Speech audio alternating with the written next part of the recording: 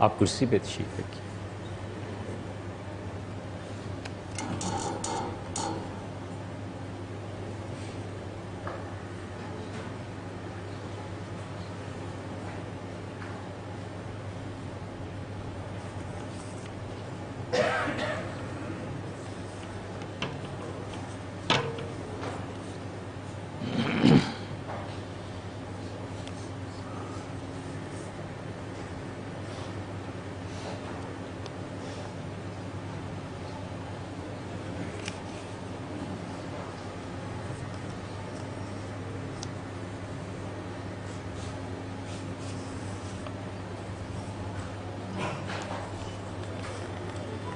دریافت فرمایا کہ لعنت کے معنی کیا ہیں؟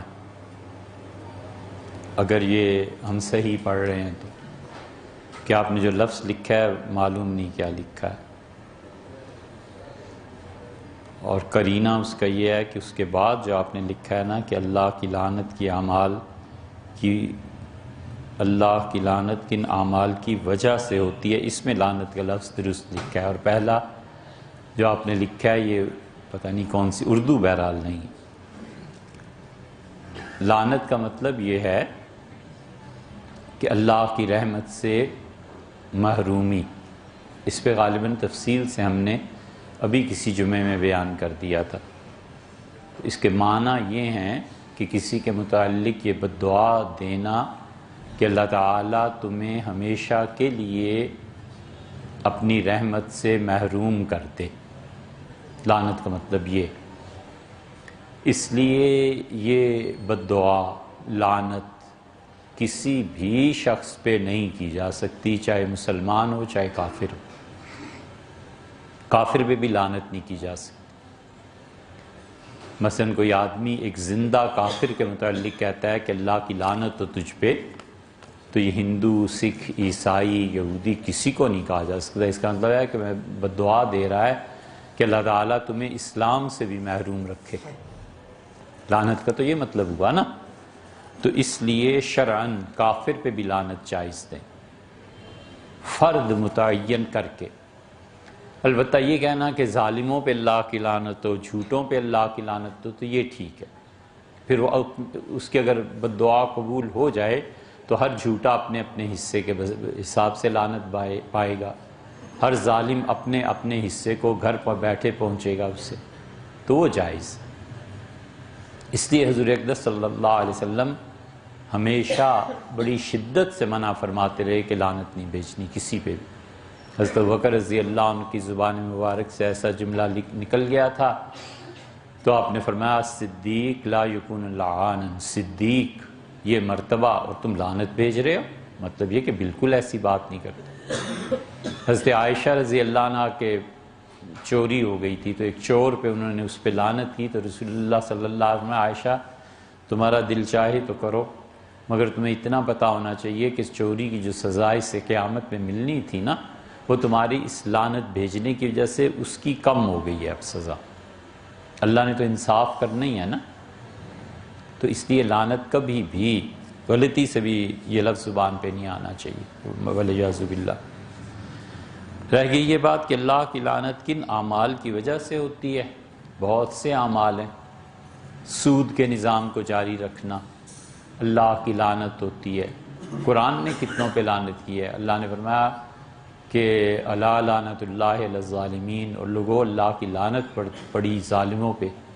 اللہ تعالیٰ نے فرمایا میری لعنت پڑی ان پہ کہ اگر ہم انہیں زمین میں حکومت دے دیں، یہ حکمران بن جائیں، تو یہ کیا کام کریں گے؟ وَتَقَطَّعُوا أَرْحَامَكُمْ، اپنے رشتہ داروں سے ملنا چھوڑ دیں گے۔ اللہ نے لعنت بھیجی ہے ان لوگوں پہ جو اپنے رشتہ داروں سے نہیں ملتا۔ رشتہ داروں سے نہیں ملے گا تو خاندان کمزور رہے گا نا۔ جب خاندان کمزور رہے گا تو معاشرے میں اس کا کردار پھر کیا ہوگا؟ اور جب خاندان سے ملے گا، 10 12 15 پھوپھی، چچا، خالہ، تایا وغیرہ وغیرہ ان کے بیٹے ہوں گے، بیٹیاں ہوں گی، تو خاندان مضبوط۔ جب خاندان مضبوط ہوگا تو معاشرے میں اچھائیاں بھی پھیلیں گی۔ تو اس پہ بھی لعنت بھیجی ہے جو رشتہ داریوں کو توڑے۔ اللہ نے فرمایا کہ اگر ہم انہیں حکومت دیں تو یہ سب سے پہلا جو کام کریں گے وہ یہ کہ خون بہائیں گے۔ اس لیے خون بہانے والوں پہ لعنت دی۔ اسی لیے یزید پر حنفی فقہا میں سے جو لعنت کے قائل ہوئے ہیں وہ کہتے ہیں یزید کو اتنی حیا بھی نہیں آئی کہ رسول اللہ صلی اللہ علیہ وسلم کے ساتھ اس کا تعلق کیا بنتا تھا۔ نبی کریم صلی اللہ علیہ وسلم اور حضرت معاویہ رضی اللہ عنہ کا رشتہ تھا نا، معاویہ رضی اللہ عنہ کی حقیقی بہن رملہ حضور صلی اللہ علیہ وسلم کی اہلی ہیں، تو یہ صالح بنے، صالح کا بیٹا ہوا یزید، اور یزید کو نہیں پتا تھا کہ یہ رسول اللہ صلی اللہ علیہ وسلم کے نواسے ہیں، اور جس نے بھی اس خون میں ہاتھ رنگے ہیں انہیں کوئی تو سزا ملنی چاہیے، کچھ بھی نہیں کیا۔ اسی طرح نبی کریم صلی اللہ علیہ وسلم نے فرمایا اللہ کی لعنت ہو جو جبراً حکومت پہ قبضہ کر لے اور وہ پھر لوگوں پر ظلم کرے۔ تو جو جبر کے ذریعے حکومتوں پہ قبضہ ہوتا ہے نا، اگر اس کے بعد عوام پر پہلے سے اچھا اور پہلے سے نرم قانون انہیں نہ دیا جائے یا شریعت کے مطابق نہ لائی جائے تو پھر ایسے حکمرانوں پہ بھی خدا کی لعنت پڑتی۔ بہت سی چیزیں، بہت سے اعمال ہیں۔ اللہ تعالیٰ نے قرآن کریم میں فرمایا ہے کہ جو کسی پر تہمت لگاتا ہے فقد احتملوا بہتانا، وہ اپنے ذمے ایک بہتان دھر لیتا ہے اور بہت بڑا گناہ کرتا ہے۔ اور ایک جگہ فرمایا اولئک الذین لعنہم اللہ، جو کسی کو تکلیف دیتے ہیں مومن آدمی کو اللہ کی لعنت ہو۔ خون ناحق کرنے والا، اس پہ لعنت پڑ جاتی، اور جب خدا کی لعنت پڑتی ہے تو اس کی بڑی علامت یہ ہو جاتی ہے کہ اس سے عبادات ختم ہونا شروع ہو جاتی ہیں۔ اگر پہلے کوئی عبادت کرتا بھی تھا نا تو وہ عبادت اب چھوٹ جاتی، والعیاذ باللہ۔ عبداللہ ابن عمر رضی اللہ عنہ نے خواب دیکھا تھا، تو انہوں نے کہا کہ میں رسول اللہ صلی اللہ علیہ وسلم سے نہیں پوچھ سکتا تھا ادب احترام، تو میں نے اپنی ہمشیرہ ام المومنین حفصہ رضی اللہ عنہا سے کہا کہ مجھے میرے خواب کی تعبیر پوچھ دیں۔ تو حضور صلی اللہ علیہ وسلم بہن نے مجھے بتایا کہ سارا تمہارا خواب سنا، پھر خاموش ہو گئے، پھر اتنا فرمایا کہ عبداللہ بڑا اچھا آدمی ہے اگر وہ رات کو نماز پڑھتا رہے۔ تو عبداللہ ابن عمر رضی اللہ عنہ کہتے تھے اس کے بعد میں نے تہجد نہیں چھوڑی، میرے متعلق یہ فرمایا تھا۔ تو نیکیوں میں کسی انسان کے دن بدن اچھائی میں اضافہ ہو یہ خدا کی رحمت ہے، اور اس میں کمی آ جائے جب تو پھر اس کا مطلب ہے کچھ نہ کچھ گڑبڑ۔ فضائل اعمال کتاب میں فضائل قرآن میں مختلف صورتوں کے فضائل وارد ہوئے ہیں، کیا یہ صحیح ہیں؟ مثلا جو شخص مغرب اور عشاء کے درمیان سورہ رحمان اور واقعہ پڑھتا ہے تو گویا اس نے لیلۃ القدر میں قیام کیا۔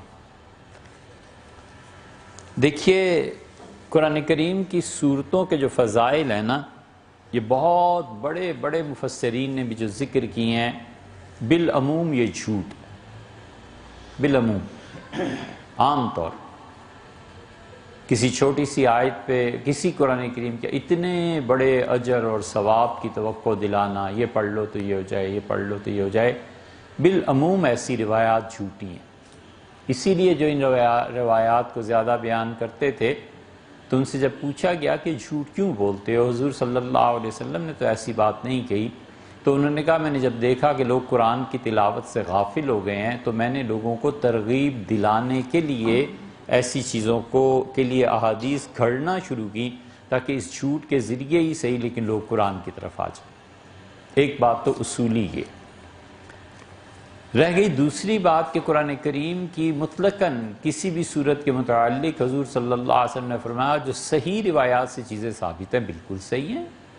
بہت سی صورتوں کے متعلق آپ نے فرمایا، خود کسی خاص موقع پہ حضور صلی اللہ علیہ وسلم کا ان آیات کا پڑھ دینا اس بات کی دلیل ہے کہ کوئی نہ کوئی تعلق اس وقت کو اس تلاوت کے ساتھ ہے۔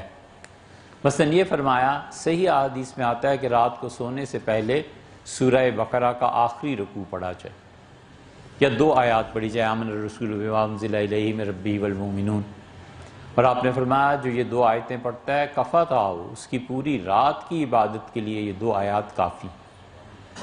اسی طرح سورہ آل عمران کا آخری رکوع ہے، رسول اللہ صلی اللہ علیہ وسلم جب تہجد میں اٹھتے تھے تو وضو کرنے سے پہلے یہ آخری رکوع پڑھا کرتے تھے۔ اسی طرح رسول اللہ صلی اللہ علیہ وسلم نے اس کے سورہ کہف کے متعلق فرمایا کہ جمعے کو پڑھا کرو، سورہ کہف کے پہلے اور آخری رکوع کے متعلق فرمایا کہ یہ پڑھنا چاہیے۔ جب دجل عام ہو جائے، فریب عام ہو جائے، ہر شخص دوسرے کو کاٹنے کے چکر میں ہو جیسے آج کل ہے، تو اس سے بچنے کا حل یہ فرمایا کہ سورہ کہف کا پہلا اور آخری رکوع پڑھا جائے یا پھر جمعے کو سورہ کہف پڑھی جائے، تو ان دونوں صورتوں میں وہ آدمی دھوکہ نہیں کھاتا۔ ایک جگہ فرمایا کہ اس کے اور بیت اللہ کے درمیان نور پیدا کر دیا جاتا ہے، پھر وہ روشنی میں، اس نور کی روشنی میں دیکھ کر اپنے راستے یا سفر کا منزل طے کرتا ہے۔ تو اس لیے یہ ہے۔ پھر رسول اللہ صلی اللہ علیہ وسلم سورہ سجدہ کے متعلق فرمایا کہ آپ نے فرمایا اسے رات کو سونے سے پہلے پڑھا کرو، اور تمہیں پتہ ہے ایک شخص کی بخشش اس لیے کر دی گئی تھی۔ سورہ واقعہ کے متعلق رسول اللہ صلی اللہ علیہ وسلم فرمایا کہ اسے پڑھو اور اس سے تمہارا فقر و فاقہ جاتا رہے گا، غربت جاتی رہے گی۔ مغرب کے بعد پڑھنے کا حکم دیا کہ جو لوگ سورہ واقعہ کو مغرب کے بعد پڑھیں گے ان کی پیاس جاتی رہتی ہے، یعنی ایسی بیماریوں میں مبتلا نہیں ہوتے جس میں پانی کی طلب زیادہ ہو جائے۔ اور واللہ عالم، لیکن بظاہر ہمارے اساتذہ رحمہم اللہ کہتے تھے کہ اس کا مطلب یہ ہے کہ موت کے وقت بھی پیاس نہیں لگے گی۔ وہ کہتے تھے کہ اللہ اس وقت بھی مہربانی فرمائے گا، تو جب پیاس نہیں لگے گی ایسی جو عذاب کی پیاس ہوتی ہے ایسی نہیں ہوگی، تو اس کا مطلب بیماریوں سے بھی حفاظت ہوگی اور اللہ تعالیٰ خاتمہ بالخیر بھی فرمائیں گے۔ اسی طرح رات کو روزانہ سورہ ملک پڑھنے کا حکم دیا۔ حضور صلی اللہ علیہ وسلم نے فرمایا میرا جی چاہتا ہے میرا ہر امتی اس سورت کو یاد کر لے، سورہ ملک 29ویں پارے کی پہلی سورت کو۔ اور آپ نے فرمایا تمہیں پتہ نہیں ہے، ایک صحابی رضی اللہ عنہ آئے، انہوں نے عرض کیا اللہ کے رسول ہم اپنا خیمہ کھود رہے تھے زمین، تو وہاں سے تو سورہ ملک کے پڑھنے کی آواز قبر سے آ رہی، تو ہم چھوڑ کے آ گئے۔ تو آپ نے فرمایا کہ تمہیں پتہ نہیں ہے کہ یہ تو تمہارا ایک دوست تھا جس کا انتقال ہو گیا تھا، اسے یہاں دفن کیا گیا، اور اس نے اللہ سے درخواست کی تھی کہ اسے قبر میں تلاوت کی توفیق اور اجازت دی جائے، تو وہ یہ سورہ ملک پڑھتا رہتا تھا زندگی میں، وہی پڑھ رہا ہے۔ اور آپ نے فرمایا الا انہا، تمہیں معلوم نہیں ہے کہ یہ قبر کے عذاب سے بچا دیتی ہے۔ ایک مرتبہ فرمایا تمہیں پتہ نہیں ہے کہ یہ قبر کے عذاب کو دور کر دیتی ہے۔ تو یہ ساری صورتیں جن کے فضائل صحیح احادیث سے ثابت ہیں، بالکل ثابت۔ جہاں تک تیسری بات ہے اس کا تعلق کہ فضائل قرآن میں شیخ مولانا زکریا صاحب رحمۃ اللہ نے کیا لکھا ہے، تو شیخ بہت بڑے آدمی تھے، کہیں صدیوں میں ایسے آدمی پیدا ہوتے ہیں، اور اللہ نے جو انہیں مقبولیت عنایت فرمائی تھی اور اللہ تعالیٰ کا جو انعام ان پہ ہوا تھا، بہت بڑی چیز تھی۔ وہ اللہ کی نشانیوں میں سے ایک نشانی، ہمارے حضرت رحمۃ اللہ سے ایک مرتبہ فرمایا تھا، لکھا ہے، فرمایا بھی تھا، لکھا بھی ہے کہ علی میاں تم جانتے ہی ہو کہ دل کی وابستگی جتنی تم سے رہی کسی سے نہیں رہی۔ ہمارے شیخ پہ بہت مہربان، بہت محبت کر۔ ہم نے اپنے شیخ کو دیکھا مکہ مکرمہ میں، شیخ الحدیث صاحب مولانا زکریا صاحب رحمۃ اللہ علیہ کرسی پہ بیٹھے ہوئے تھے، معذور تھے۔ وہاں جو عصر کی نماز ہوتی ہے اس سے لے کے مغرب کی نماز سے تھوڑی دیر پہلے تک ہمارے شیخ حضرت کی خدمت میں دو زانو بیٹھے رہے، پہلو نہیں بدلا حضرت کے ادب کی وجہ سے، حالانکہ شیخ کی عمر اس وقت 80 برس کے قریب ہو گئی، پہلو نہیں بدلا۔ شیخ کی وفات سے دو ہفتے پہلے کی بات ہے، تو شیخ نے پھر دیکھا اور فرمایا کہ جاؤ تم سب لوگ مغرب کی نماز حرم میں پڑھو، میری وجہ سے نہ رکو۔ شیخ اٹھے، پھر ان کا ہاتھ چوما اور مغرب کے لیے حاضری ہوئی۔ شیخ بہت بڑے، اللہ نے علم بھی اتنا ہی دیا تھا، تو اس سے انہوں نے لکھا ہے، تو اللہ کے اور آپ کے درمیان وہ ہیں کہ انہوں نے جو روایت بیان کی ہے، شیخ نے اسے سمجھا ہوگا کہ صحیح ہے، اس پہ اعتبار کرنا چاہیے۔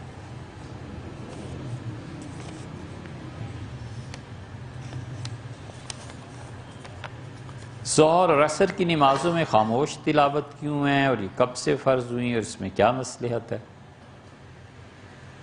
بھیا اس کا جواب ہم کئی مرتبہ دے چکے ہیں۔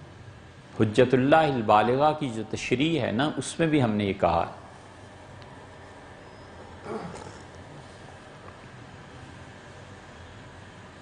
بس سے آخری مرتبہ کہتے ہیں اللہ کرے یہ آخری ہو، کون اتنا وقت نکالے کہاں سے۔ اصل بات یہ ہے کہ مظلومیت جو ہے نا اس کی یادگاریں قائم رکھی جاتی ہیں۔ اللہ کو مظلومیت کی یادگار بہت پسند ہے، تاکہ دیکھ کر یہ یاد آتا رہے کہ ہم کبھی ایسے بھی مظلوم تھے۔ یہ ہر 10 محرم پہ جو شیعہ کے ہاں کربلا مچتا ہے نا، وہ اصل میں اسی اصول کے تحت لاتے ہیں۔ اصول اپنی جگہ پہ درست ہے۔ آپ دیکھیں صفا اور مروہ میں سعی ہوتی ہے، اس صفا اور مروہ کی سعی میں دوڑنا ہوتا ہے نا، یا تیز چلنا ہوتا ہے، اور اس موقع پہ عورتوں کے لیے حکم ہے کہ آرام سے ہی چلیں، انہیں جلدی چلنے کا حکم نہیں۔ یہ کیا ہے؟ یہ اصل میں یادگار ہے ہاجرہ کی، تورات میں بھی آیا ہے اور صحیح حدیث میں بخاری میں آیا ہے کہ ہاجرہ جو تھی، یہ تورات کے بھی میں بالکل ایسے ہی آیا ہے کہ اس کا بچہ اس کی نظروں سے اوجھل ہو گیا اور وہ تڑپتا تھا پیاس کے لیے، پانی کے لیے۔ تو ہاجرہ آتی تھی نیچے، جب بچہ نظروں سے اوجھل ہو جاتا تھا پانی کی تلاش میں، تو پھر اوپر چلی جاتی تھی کہ میرا بچہ، یہاں جانور ہیں سارے، کہیں کوئی اچک نہ لے۔ تو حضرت اسماعیل علیہ السلام کی یہ حفاظت تھی، اور پھر آواز دی گئی کہ جاؤ اور تمہارے بچے کے پاس ایک کنواں ہے۔ ہاجرہ وہاں پہنچیں تو کنواں اور زمزم، اور پھر اس کے گرد انہوں نے منڈیر بنا دی، اور حضور صلی اللہ علیہ وسلم فرمایا میری دادی اگر یہ نہ کرتی تو یہ زمزم کا پانی تو پورے زمین پہ، کرۂ ارض پہ پھیل جاتا۔ تو مظلومیت کی یادگار کو قائم رکھنا تاکہ وہ جذبہ ایمانی بار بار اس پہ ابھرتا رہے، یہ ظہر اور عصر کا آہستہ پڑھنا، یہ اس مظلومیت کے دور کی یادگار ہے۔ مکہ مکرمہ میں کون اونچی آواز سے قرآن پڑھ سکتا تھا؟ وہاں کی زندگی کی ترتیب ایسے ہوتی تھی کہ صبح جب سورج چڑھتا تھا تو سورج چڑھنے کے تھوڑی دیر کے بعد ہی بیت اللہ میں، حرم محترم میں قالین بچھائے جاتے تھے۔ بیت اللہ جو اب ہے نا، یہ اس وقت ویسے نہیں تھا۔ بیت اللہ کے چاروں اطراف میں گولائی میں گیٹ تھے۔ ایک گیٹ تھا بنو مخزوم کا، یعنی اس گیٹ کے پیچھے بنو مخزوم پورا قبیلہ رہتا ہے۔ بنو مخزوم بہت بڑے لوگ تھے، حضور صلی اللہ علیہ وسلم نے ان مخزومیوں کی عورتوں کا دودھ پیا ہے۔ ابو جہل بھی یہ مخزومی ہی تھا۔ پھر قریش کا گیٹ کھلتا تھا، پھر بنو عاص کا گیٹ کھلتا تھا، یہ بنو ہاشم تھے۔ ہر جگہ یہ صبح صبح آتے تھے اور قالین بچھائے جاتے تھے اور اس پہ بیٹھتے تھے، یا مقدموں کے فیصلے ہوتے تھے، تجارت ہوتی تھی وغیرہ وغیرہ۔ اور یہیں پہ اس کے پیچھے ایک گھر تھا جو صفا پہاڑی جہاں ہے نا، اس کی بالکل صفا پہاڑی میں جب زمین پہ آ جاتے ہیں، یہاں ایک چھوٹا سا گھر تھا، چھپا ہوا تھا، یہاں سے نظر نہیں پڑتی تھی اس زمانے میں۔ رسول اللہ صلی اللہ علیہ وسلم نے اس گھر کو منتخب فرمایا تھا، یہیں پہ لوگ مسلمان ہوئے، یہیں پہ امیر المومنین سیدنا عمر رضی اللہ عنہ نے اسلام قبول کیا ہے۔ 40 کے قریب آدمیوں نے، صحابہ کرام رضی اللہ عنہ، یہاں اسلام قبول کیا ہے، اور یہاں آنا ممکن نہیں تھا، مار پڑتی تھی۔ ابو ذر غفاری رضی اللہ عنہ کہتے ہیں میں پہنچا اور 40 دن زمزم پی کے گزارا کیا، تو اس کی وجہ سے میرا جسم بڑھ گیا تھا، موٹاپا پیدا ہو گیا تھا زمزم پانی کی وجہ سے۔ حضور صلی اللہ علیہ وسلم نے فرمایا گوشت اور پانی دونوں کی جگہ زمزم کافی۔ تو ابو ذر رضی اللہ عنہ کہتے تھے کہ میں کسی سے پوچھ نہیں سکتا تھا کہ وہ گھر کہاں ہے، میرے تو بھائی نے مجھے جا کے بتایا تھا کہ جس طرح تم نماز پڑھتے ہو نا، مکہ میں بھی ایک پیدا ہوا ہے، وہ بھی اسی طرح نماز پڑھتا ہے۔ مراد ان کی حضور صلی اللہ علیہ وسلم تھے۔ ابراہیم علیہ السلام کے دین کی بقیہ چیزیں جو رہ گئی تھیں، حضرت ابو ذر رضی اللہ عنہ تک وہ چیز پہنچی تھی۔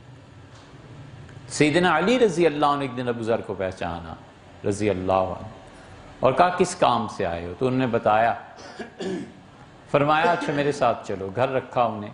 فرمایا آج جب صبح نکلنے لگے تو فرمایا دیکھو میرے پیچھے پیچھے اس طرح سے آنا کہ تمہارا میرا کوئی تعلق نہیں ہے، اور جہاں ڈر مجھے محسوس ہوا کہ پتہ چل جائے گا وہاں میں جھکوں گا جیسے جوتا ٹھیک کرنے کے لیے، تو سمجھ جانا کہ خطرہ ہے، کسی اور گلی میں مڑ جانا۔ یہاں وہ لے کے آئے تھے سیدنا علی رضی اللہ عنہ، ابو ذر رضی، تو اس لیے وہاں پہ یہ گھر تھا۔ اور پہلی مرتبہ جو آدمی وہاں سے آیا ہے وہ عبداللہ ابن مسعود رضی اللہ عنہ تھے۔ عبداللہ ابن مسعود رضی اللہ عنہ نے آ کے قرآن پڑھا اور لوگ ٹوٹ پڑے ان پہ، جوتے اتار لیے لوگوں نے۔ اور پھر دوسرا آدمی جو آیا وہ سیدنا عمر رضی اللہ عنہ تھے۔ عبداللہ ابن مسعود بیچارے کیا جواب کسی کو دے، سیدنا عمر رضی اللہ عنہ لڑے، اور اللہ کی شان ہے، انہوں نے کہا جس دن ہم 300 سے کچھ زیادہ ہو گئے نا، پھر میں دیکھوں گا تمہاری کیا حیثیت۔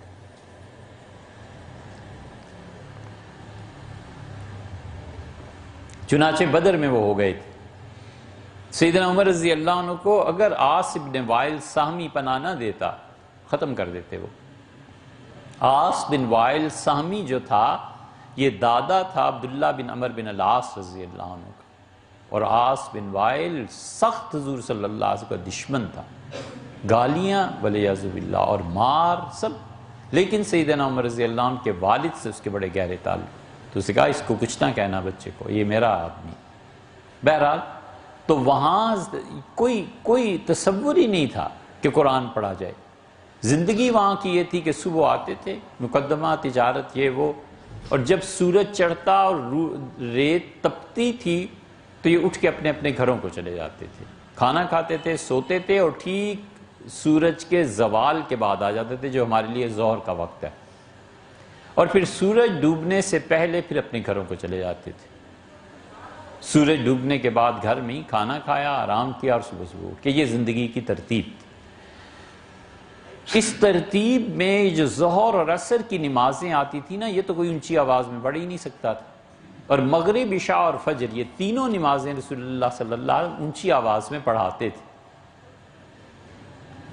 جب مدینہ منورہ پہنچے تو اللہ نے کہا اس دور کو یاد رکھو، کبھی تم پہ ایسا حال بھی، ایسا دن بھی گزرے ہیں جب تم دن میں اونچی آواز سے تلاوت نہیں کر سکتے تھے، تم اتنے مظلوم تھے، شکر نہیں کرتے، اب اللہ نے یہاں پہ تمہیں امن دیا ہے، اطمینان دیا ہے۔ تو یہ اس دور مظلومیت کی یادگار اب تک قائم۔ یہ تو ہو گئی آپ کی ایک بات۔ یہ کب سے فرض ہوئی؟ جب سے نماز فرض ہوئی۔ حضور صلی اللہ علیہ وسلم تقریباً 13 سال تک 2 ہی نمازیں پڑھتے تھے، ایک فجر کی اور ایک مغرب کی۔ یہ تو معراج میں گئے ہیں تو پھر 5 نمازیں ہوئی ہیں، اس سے پہلے مسلمان 2 نمازیں پڑھتے تھے۔ اس میں کیا مصلحت ہے؟ مصلحت کیا ہے؟ مجبوری تھی، پڑھ کوئی نہیں سکتا تھا، اونچی آواز میں کوئی بات نہیں کر سکتا تھا۔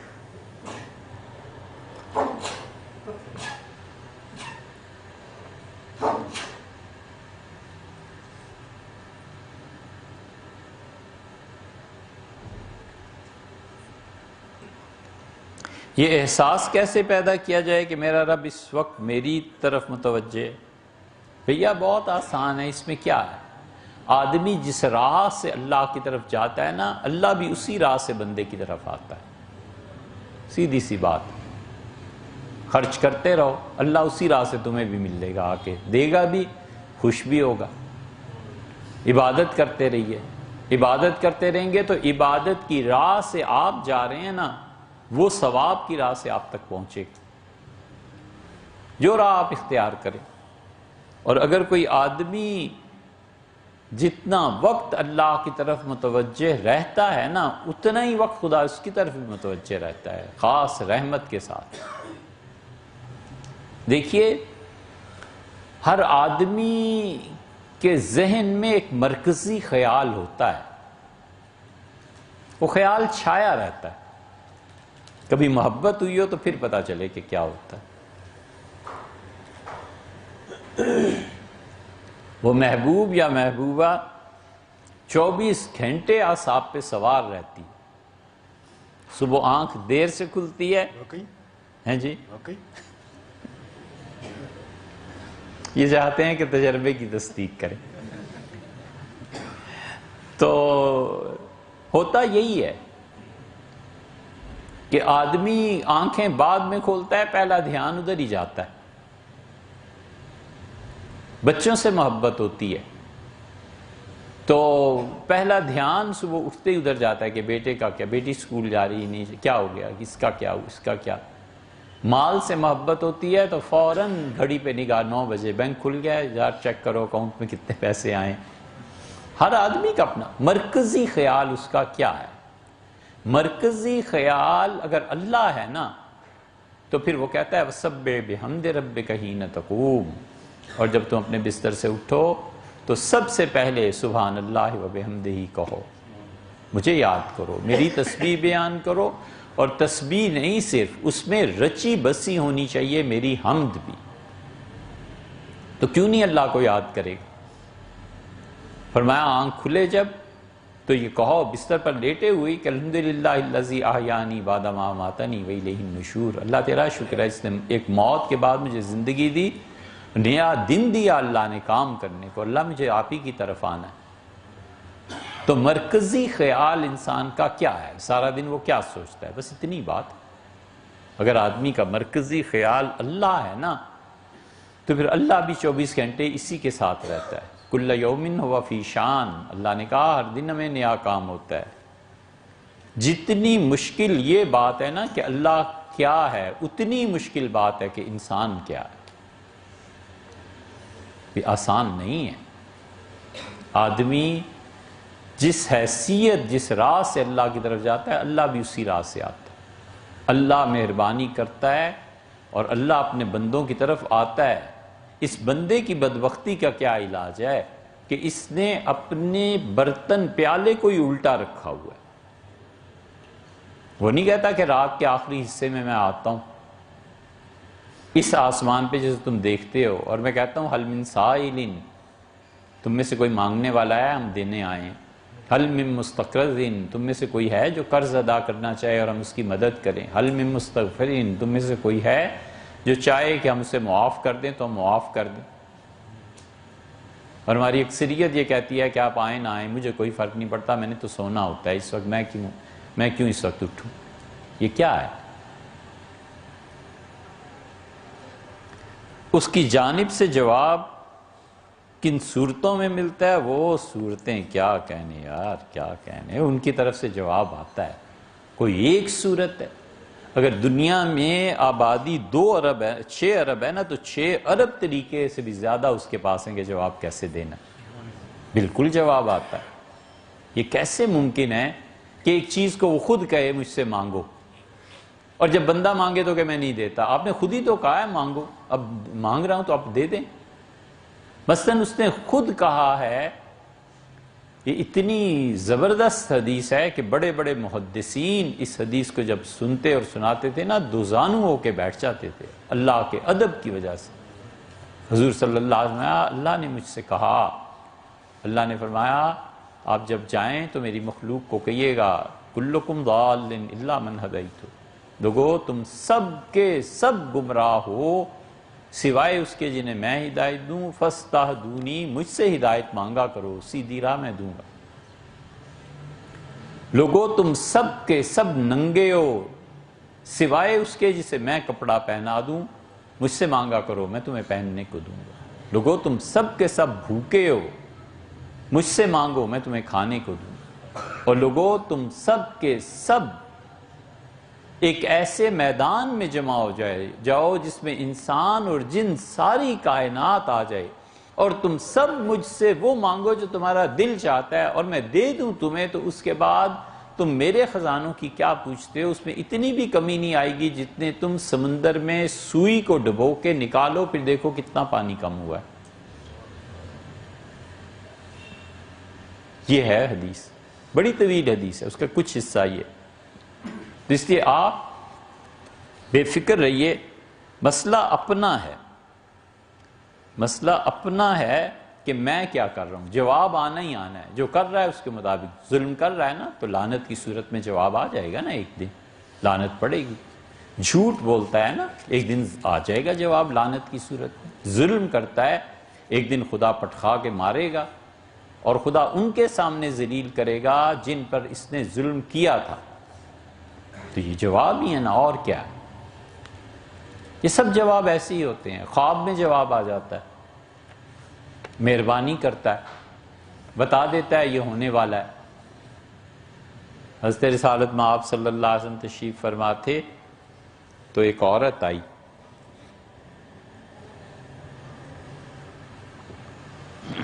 یہ حدیث وہی سنن سعید ابن منصور کے حوالے سے صحیح بخاری کی شرح فتح الباری میں حافظ ابن حجر رحمۃ اللہ علیہ نے نقل کی ہے، لیکن سنن سعید ابن منصور میں ہمیں نہیں ملی یہ روایت۔ سنن سعید ابن منصور میں ایک اور روایت بھی تھی، بہت تلاش کی، معلوم نہیں وہ کوئی نسخہ اور ہوگا، لیکن بہرحال جو مطبوعہ ہیں ان میں ہمیں نہیں ملی، ممکن ہے کسی میں ہو اور چھپ بھی گیا ہو لیکن ہمارے علم میں نہیں، لیکن یہ حدیث ہے۔ اس عورت نے حضرت رسالت پناہ صلی اللہ علیہ وسلم سے آ کے عرض کیا کہ میں نے ایک چیز دیکھی ہے، آپ مجھے بتائیں یہ کیا ہے۔ اس نے دیکھا تھا خواب۔ حافظ ابن حجر رحمۃ اللہ نے لکھا ہے کہ جو شخص یہ چاہے کہ اسے کچھ بتایا جائے، سونے سے پہلے وہ اللہ سے دعا مانگ کے سوئے۔ پھر انہوں نے لکھا ہے سورہ شمس پڑھے، سورہ واللیل پڑھے، یہ ساری چیزیں وہاں لکھی ہوئی ہیں، تو انہوں نے یہ اللہ کی طرف سے جواب پھر آ جاتا ہے۔ تو اس عورت کو جواب ملا تھا ایک چیز کا، اس نے کہا اللہ کے رسول میں نے دیکھا ہے کہ میرے گھر کا ستون ٹوٹ گیا ہے اور میں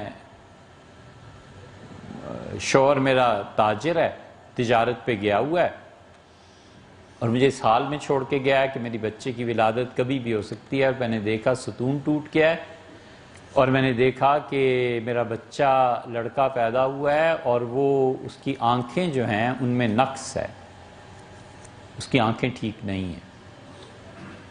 تو حضور صلی اللہ علیہ وسلم نے فرمایا خیر، یہ جو ہمارے ہاں بعض بزرگ لوگ جو ہوتے ہیں نا کہتے ہیں اللہ خیر کرے یا خیر ہے، خیر رہے گی انشاءاللہ، یہ اصل میں وہ حدیث میں جو آیا نا حضور صلی اللہ علیہ وسلم ایسے کہا کرتے تھے، آپ نے فرمایا خیر، خیر کی بات، اور آپ نے تعبیر کے اصول کے مطابق تعبیر دی، اور آپ نے فرمایا کہ تمہارا شوہر صحیح سلامت واپس آ جائے گا اور تمہیں اللہ ایک بیٹا دے گا جو اس کا عبادت گزار بندہ بنے گا۔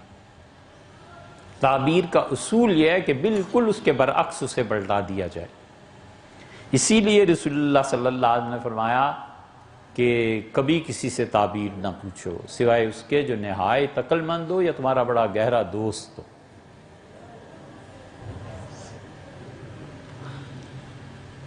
تو یہ فرمایا اس سے کہ تمہارا شوہر بھی ٹھیک واپس آ جائے گا اور آپ کے یہاں ایک بیٹا ہوگا اللہ کا عبادت گزار۔ ہوا ایسے ہی، وہ پھر آئی تو حضرت رسالت مآب صلی اللہ علیہ وسلم گھر نہیں تھے، ام المومنین حضرت عائشہ رضی اللہ عنہا بیٹھی ہوئی تھی۔ یہ تو ہے روایت۔ حافظ ابن حجر نے کہا کہ حضرت بکر یا عمر رضی اللہ عنہما تھے۔ بہرحال حضرت عائشہ رضی اللہ عنہا سے انہوں نے اس سے پھر پوچھا، اس سے کہا میں بار بار یہ خواب دیکھتی ہوں کہ میرے گھر کا ستون ٹوٹ گیا ہے اور وہ لکڑی ٹوٹ گئی ہے جس پہ ہم چادریں وغیرہ بچھاتے تھے، اور میرے ہاں بیٹے نے جنم لیا اور اس کی آنکھیں خراب ہیں۔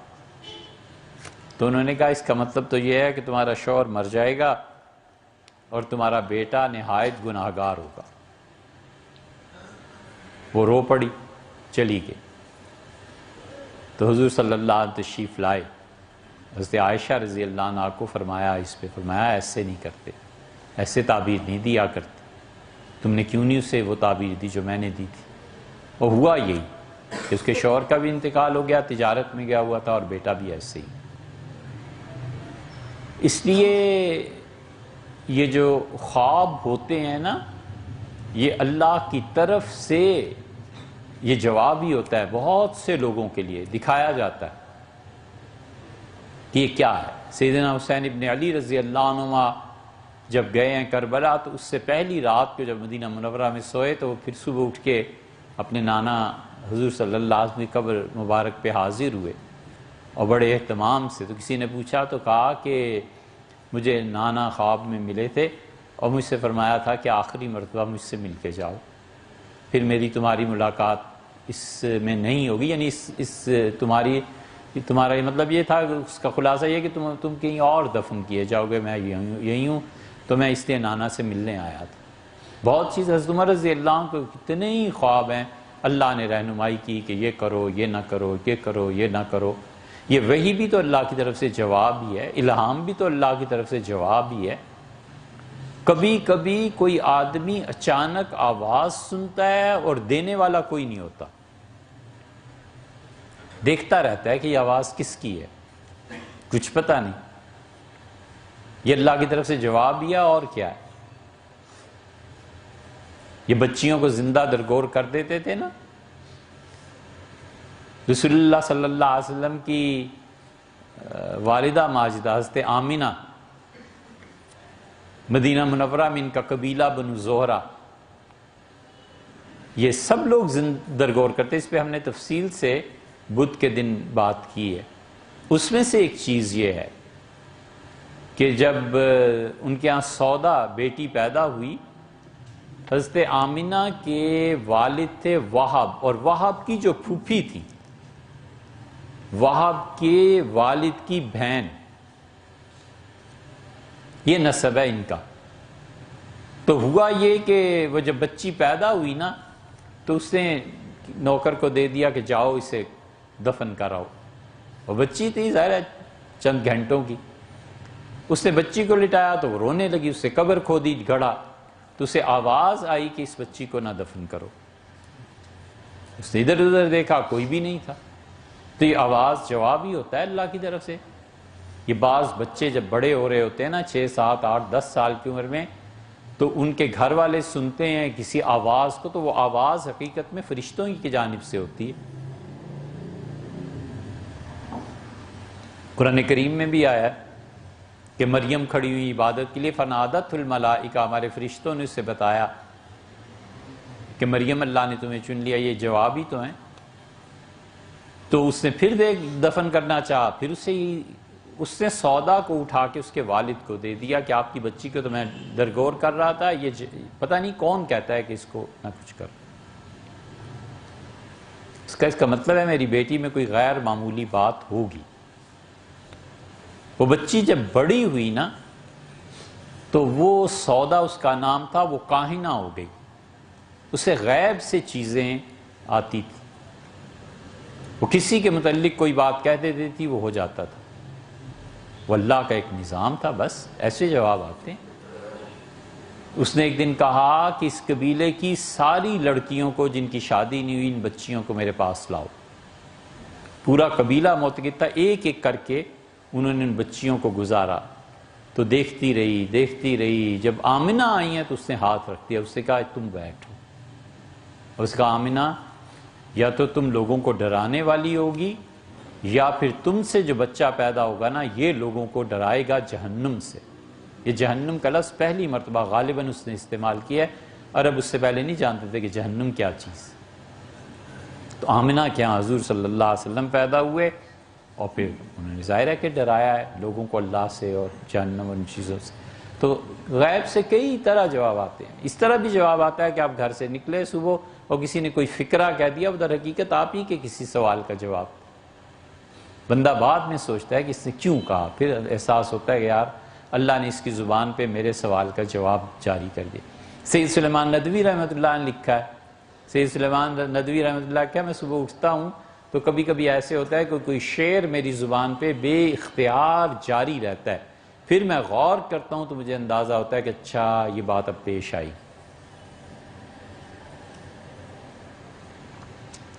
سورہ رحمان میں ارشاد باری تعالی ہے کہ علم القرآن خلق الانسان، جبکہ تخلیق آدم پہلے اور قرآن کی تعلیم بعد میں دی گئی۔ یہ علم القرآن جو ہے نا، اس کو آپ الرحمن کے ساتھ جوڑیے۔ الرحمن علم القرآن، رحمان جب اس کی رحمت انتہائی جوش میں آئی، جب اس کی رحمت اپنے عروج کو پہنچی۔ اللہ تعالیٰ کی صفات کے لیے یہ الفاظ مناسب نہیں ہیں، لیکن کیا کریں، زبان کا دامن تنگ ہے۔ عطشان، عطش کہتے ہیں نا پیاس، عطشان شدید پیاسا، جو بھوک، اطعمہم من جو، اللہ نے بھوک، جوعان بہت شدید بھوکا، غضب غصہ، غضبان بہت شدید غصے کی کیفیت، فرحان بہت ہی زیادہ خوش، الرحمن بہت شدید رحمت جب اس کی جوش میں آئی تو اس نے کیا کیا؟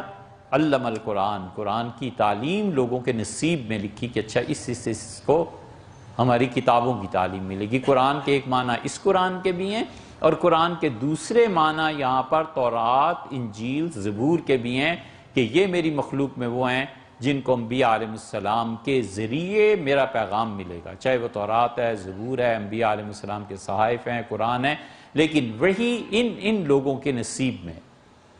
خلق الانسان علمہ البیان، اس خلق الانسان کو آگے جوڑیے کہ انسان کو اس نے پیدا کیا۔